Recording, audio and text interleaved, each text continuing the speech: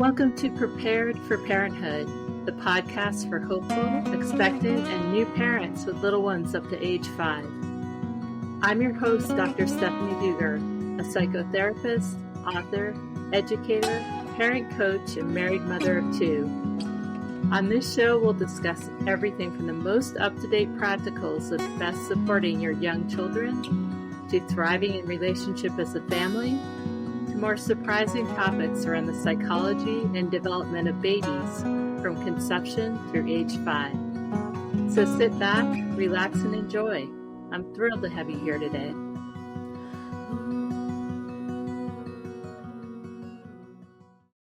Welcome back to Prepared for Parenthood. Today we have Melanie Bonk, who Ellen E! Magazine calls her a sexpert, and Women Making Moves podcast refers to her as a tantric mystic.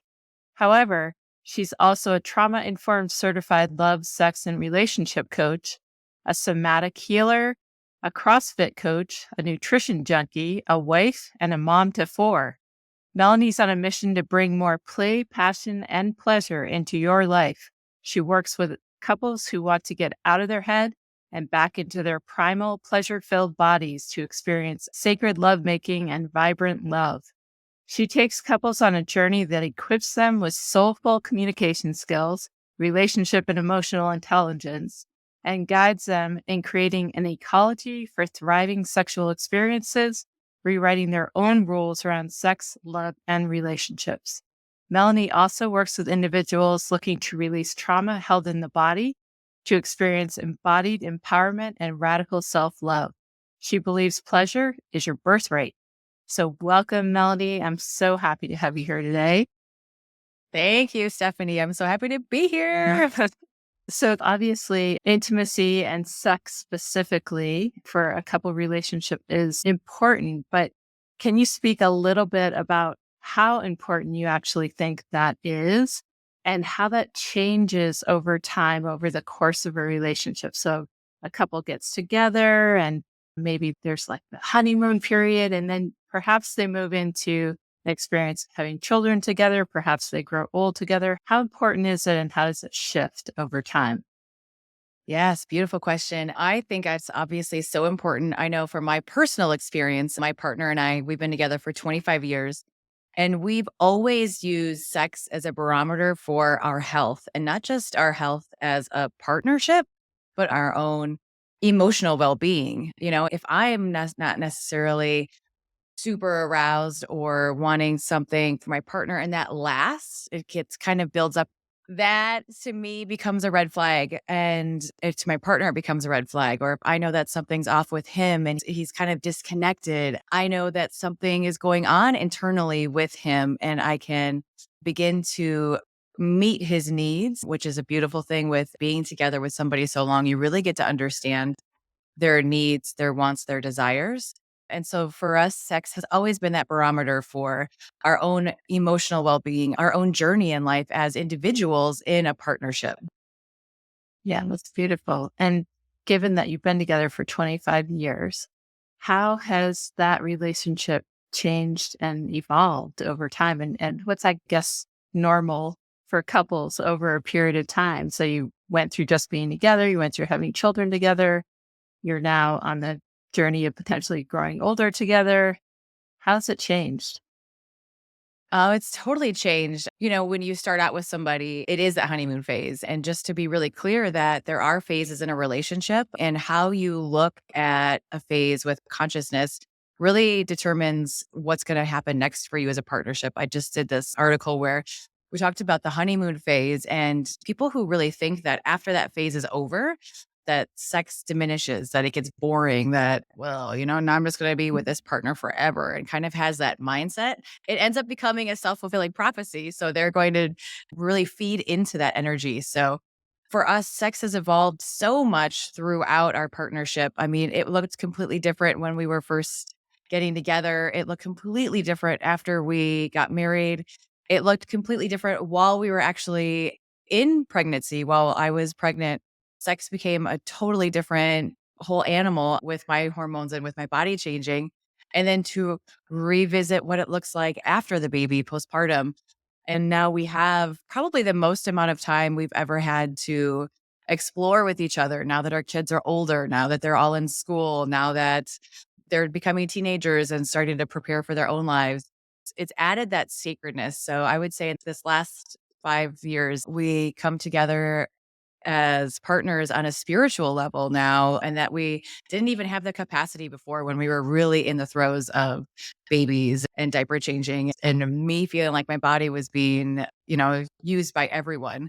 It can evolve into such a beautiful thing with every single stage. And I think having that creativity and that excitement for your partnership and for passion is a big key. So having that helps you move through each stage with curiosity, like what could be next? I think that's always a beautiful thing to keep in your heart. I love that you brought in the spiritual side as you Mhm. have evolved as a couple. And I do want to get back to that, but I want to kind of focus back in on expectant and new parents because those are a lot of our listeners right now. And I know you've had 4 children. Each pregnancy, each birth was different. Can you share a little bit about what your journey was like with each of those children, with your births, and how afterwards, what re engaging with intimacy and sex looked like after each of those, and kind of a template for different kinds of births and what one might expect? Yeah, I would love to. It's such a beautiful experience. So, my first baby, who is actually born on the day that we're recording right now, 17 years ago, his pregnancy was like a blooming inside of me. And I felt really radiant in being pregnant. I really hadn't actually had a very conscious, very regular pleasure practice. And then with all those hormones, my sex drive kicked into high gear with his pregnancy. My husband really loved what was happening with my body. He loved everything, all the changes, all the big, full, luscious body that I was changing into. So we had quite a bit of delicious pregnancy sex with our first one.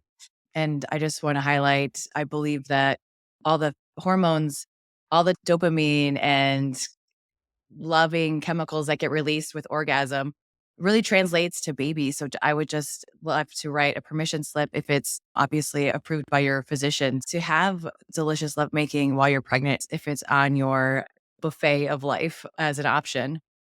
And then my second pregnancy was with twins and they had a little bit of medical issues. So I was actually more in that like mothering hen, like, this is my body to grow these two humans. So I wasn't quite as diving deep into pleasure with those babies. I just don't think I could handle that capacity of ecstatic waves of pleasure along with thinking about growing two babies that both needed to survive. So also giving yourself that permission to just say, you know what, I'm going to check out a little bit. I'm going to check into this experience of growing these babies. And with them, I did have a C-section. So everything about my first was a really intense, long, vaginal birth where I did tear. I did need some stitches, and it was a slow, slow ride back into sexual pleasure after that one. And so I just really learned to take my time with even communicating about sex before even having sex. That way I could start to get my mind in a different state, turning that mom brain off, turning the sex goddess brain on. And that takes practice, that takes some transition time, that takes some real care for self before you couldn't do that, is what I found to be true. And then my third pregnancy was a VBAC. So that was a little bit different. I dipped back into pleasure more with that last baby. I definitely enjoyed self pleasure practices. I knew it was our last pregnancy. So I also did some delicious things for myself. Like I took maternity boudoir pictures because it was the last time I was going to be this big beautiful pregnant goddess. And the VBAC was completely different than even the vaginal birth in how I healed, how things felt in my body, coming back to everything. I think one of the biggest things that I did after that last one in particular was I spent a lot of time reorientating myself with my own anatomy. For me personally, I think it might have been that finality of it all. Like I'm returning my body to me for the last time. This is it. So I really dove into some practices. I even followed some coaches, like I coach people now in really exploring what is your anatomy after childbirth because things do shift, sensations shift, pain points shift, where you hold pressure actually in the vulva shifts. So being curious with my own anatomy was a really beautiful gateway into dipping into sex again after pregnancy. It's so fascinating. It's so helpful too because you had 4 different babies, 3 very different pregnancies, 3 very different Mhm, births, and your experience during pregnancy and after birth were all different as well. mm, So, I think mhm, that's so helpful to know and understand as a potentially a person who's carrying a baby right now, who's maybe feeling like, what are things going to be like after I have this baby? And what will our intimacy look like? What will our sex life look like? And just to hear that there are lots of different options for mhm. that and what it looks like and how that may shift and change depending on what kind of birth this baby has into the world, I think is really helpful for people.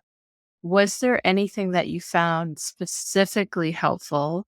For example, after your C-section. So I know a lot of Mm. people have a C-section either because they have complications or they have multiples, and that's a major abdominal surgery, right? What was your experience coming back into a sexual relationship after major abdominal surgery? So that's a really beautiful question because I don't think that gets highlighted very often. It's always a slow go. And my key recommendations for that would be, first of all, remove pressure. I just know that when pressure gets built up, like we haven't had sex in weeks and weeks and weeks, and maybe now the doctor has cleared you to have sex and we should really do this. Anytime we put shoulds on something, it doesn't quite sound so sexy, does it? Like we should be having sex. Ugh, that's not a great energy around something that you want to be doing. So I would really recommend removing the pressure and going into a space of just seeking pleasure. So even removing the pressure to orgasm, removing that need or that want to climax, and just see how it feels to be in your body and experiencing pleasure again after such a big surgery. I mean, there's all the recommendations that I followed to a T because did want to get back into my life of working out, my life of picking up my oldest baby after the C-section. So following all of those things, walking obviously was huge, but even another body on top of you can feel like a lot. So, really opening up the whole realm to receive pleasure in different ways. And that could look like drawing your partner a beautiful bubble bath. That could look like just a full body massage to let them dip back into their body. So, really turning off the pressure, especially when it comes to having sex. When we did first get back together in the bedroom for play, it felt almost really similar to my first birth, which was a vaginal birth, where I wanted to go really, really slow, so slow. Like think about slow and then slow it down even more. So just kissing and cuddling for a solid 30 minutes was what felt nice. And then it was like slowly starting to maybe explore with hands and soft kisses. And even then, every step of the way, I love that my partner was like, "Are you okay with this? Is this good for you? Do you want to keep going?" And just treat it like this delicate little flower that we really all are. And we need that extra time, extra slowness. That's so beautiful that you talk about that. I feel like we move at the speed of light in this culture, at least. And so slowing down is not always a natural inclination. I would say, especially when you have time constraints, which when you have little ones at home, and you had 3 at that time who all have very high needs, you never know when you're going to get interrupted. Mhm. So this kind of segues into my next question, which is sometimes you have challenges after birth. Maybe there's pain or you've had surgery or whatever, and or you have a little one who maybe is napping, or maybe it's nighttime and hopefully they're sleeping, or maybe they're not sleeping well. But if you have a child or children and there's the risk of being interrupted, how do you navigate through that? Because I know a lot of parents maybe feel a little stressed about maybe Yeah. we shouldn't have sex because we might wake the baby up or our older child might wake up. How do you find your way through that? Well, for us, our connection and that intimacy level was always our priority. So we knew that to be better parents, we would need that connection with each other. So I could kind of compartmentalize, okay, baby's asleep. And maybe even the newborn, or at this point, the twins were in our room with us for months and months, but they're asleep. It's okay. The sounds of sex are and can be soothing. It's almost like a white noise, you could say. So if their baby's in the space with you, but I could gently turn off that mom switch a little bit if I had the right mindset. If I was preoccupied, or if baby even had a little bit of a cold or sniffles, I would just take that time to be a mom and honor that. And just, this isn't the night, this isn't the time.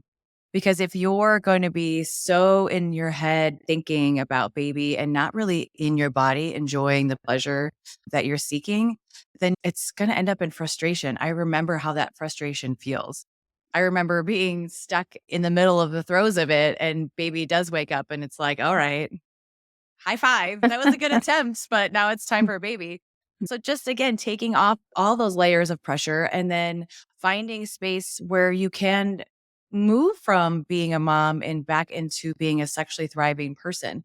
And that could look different from every woman that there is. And that could look different from the same woman day to day.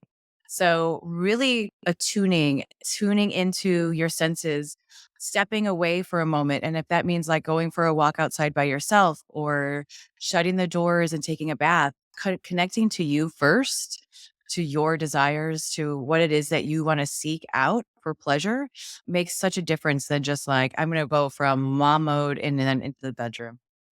That transition time needs to be there.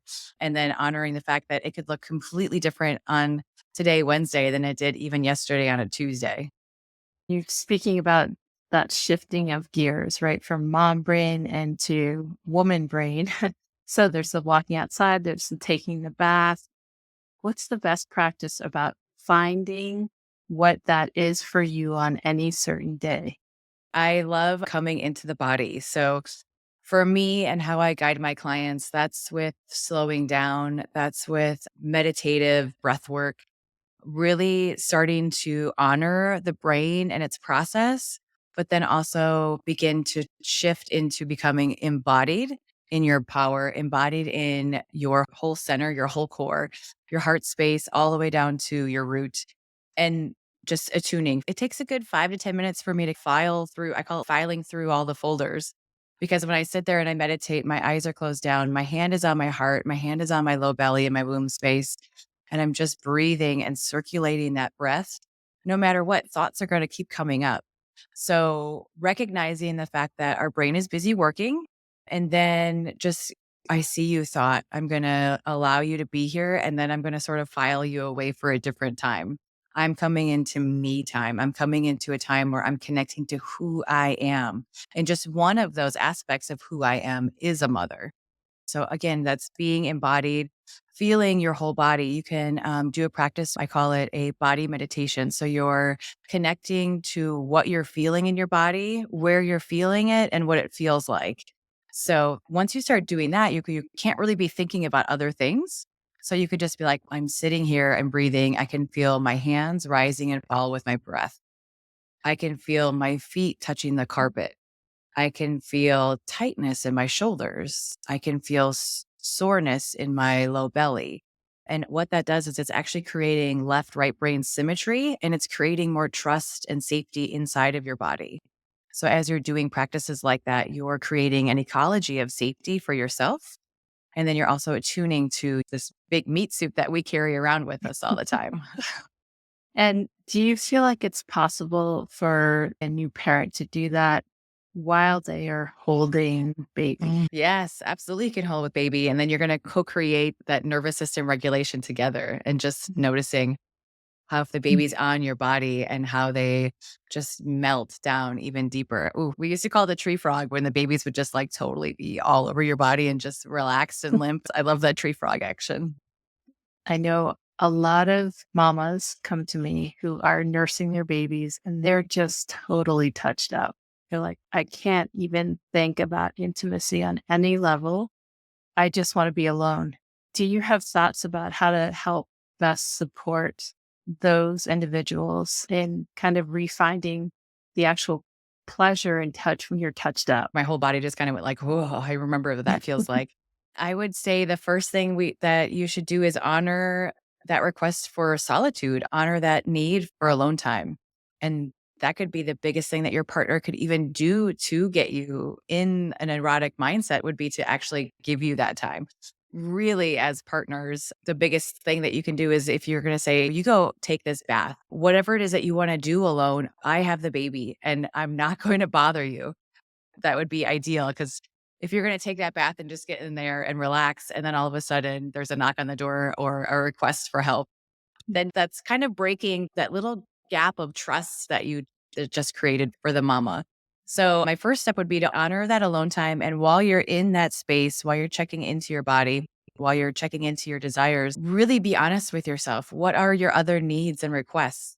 If you say them with beautiful communication skills, with love and compassion, you say, I really want to thank you for creating that space for me. And if I could have that once a day, or if I could have this, just really saying what you need. I know when I was a young mother, it was beyond impossible for me to say that. I don't know if it was a prideful thing. I don't know if it was an ego thing, but it was so hard for me to actually say what I wanted or say what I needed. But the minute that you speak it out loud, you can start to get what you want and get what you need. And knowing that it's not going to last forever, and then creating what it is that your body's calling for. So if it is that solitude time, checking in and realizing what you need for nourishment. Mm. So I know a lot of people get very sleep deprived as new Mhm. parents, and sleep impacts everything. And sometimes our needs and requests when we are sleep deprived might come out sideways, right? So they come out Mhm. as sort of an attack, like, I need more space. I think part of that is not speaking it soon enough, right? We have these needs that we sit on them and then they become bigger. And I think part of it is the sleep deprivation of not being as skillful in how you say things necessarily. So, how do we bring ourselves back to a place where we can express whatever those needs are and hopefully not worry about getting shut down? Like, I know a lot of Mhm. partners worry about asking for sex postpartum after 6 weeks because they worry about getting shut down. And often the sleep deprivation piece plays into it. Can you speak to that a little bit? Yeah. Well, I love teaching my clients how to hold space. That really looks like creating a space where you can communicate openly. Let's say partner A is the one with needs that are wanting to be met and addressed. So partner A would communicate to partner B, I really want some time for us to dive into some topic. I would love it to be uninterrupted. If baby's there, obviously, that's totally different, but no cell phones, not distracted by work. So when I say hold space, I'm meaning that partner A has an opportunity to really speak their truth, and partner B is going to listen with whole body. Partner B is going to listen without trying to judge, without shaming. This is one's really tricky, without trying to fix partner A's problems. Partner B is just sitting there present in the moment, embodied, listening. And then after partner A speaks their mind, speaks their needs, partner B's only job at that point is to mirror back. So that's going to say, like, okay, I heard you say that you need A, B, C, D. And then that will create more harmony in the house. And this is why. And then partner A has the opportunity to say, actually, what I need is the order of D, C, B, A.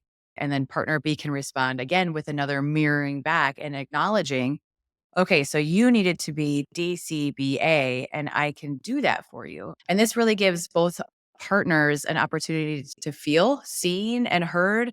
But then it just creates that communication where I don't have to, like, we just had a conversation and I feel like you didn't even hear what I had to say. Because that can happen so easily and it's so fast. So creating that conscious container for open conversations.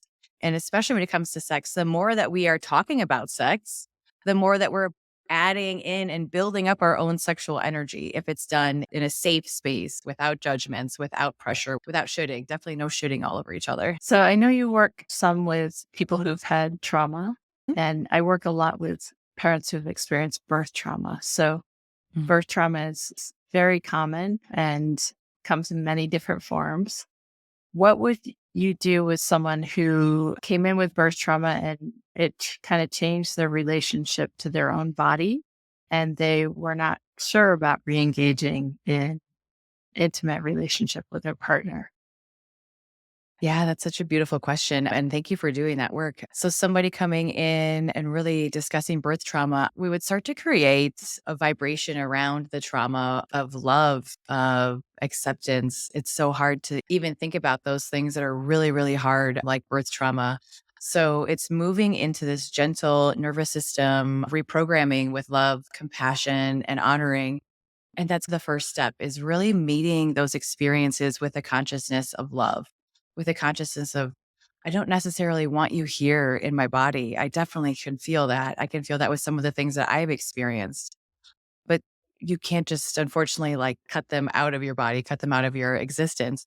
So meeting them even at the very beginning, maybe if it's just like your pinky fingernail worth of love, like I can meet you with just this much love today. That's all I have for you, trauma.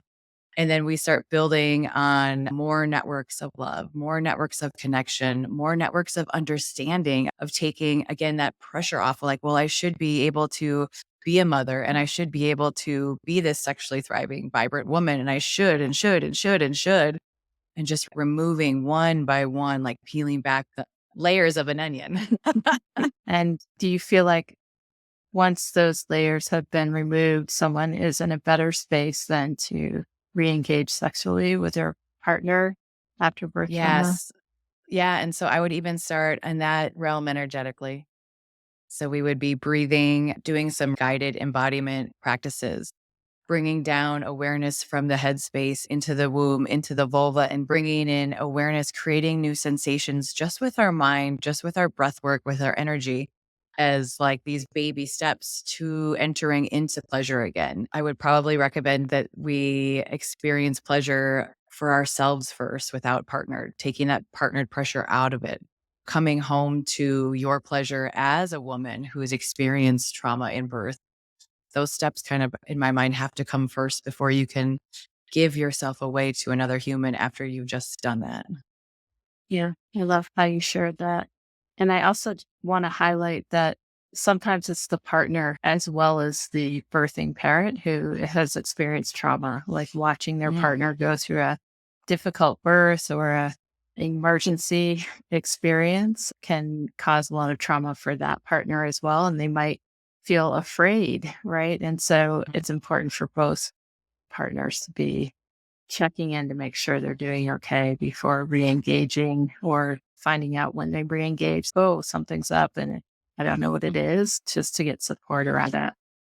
Melanie, intimacy for the sake of intimacy is important for a couple, but the way you talk about it, it's like it spills over into other parts of your life. Can you speak Mhm. to what that looks like and the importance of sex and intimacy and how it flows over and impacts other areas of our lives? Well, I believe it flows over and impacts all of our areas of lives. I think that our partnerships, our connection, our ability to experience full body, head to toe, shooting out your fingers, orgasms, that's available to every human. That kind of pleasure and that kind of energy that that creates inside of your body is that vibration and that contagious energy when someone walks in the room and you're just like, oh, like you have a little Meg Ryan, like I'll have what she's having. And, it's such a catastrophe of our society that that birthright of our divine pleasure has been lost along the way. So it is available to every human. Every human has the potential to have full body, epic, travel up the spine type of pleasurable experiences. And it's really getting out of the small box, I think, that our sexuality is usually kept in. And it does involve some unpacking of what we've been taught, some imprints of when we were children. And I think that the more adults do that, the more we're going to create space for our kids to really come up in being sexually empowered people. And then that's just going to create a more harmonious world in the future. So that's my biggest hope for the planet. Mm.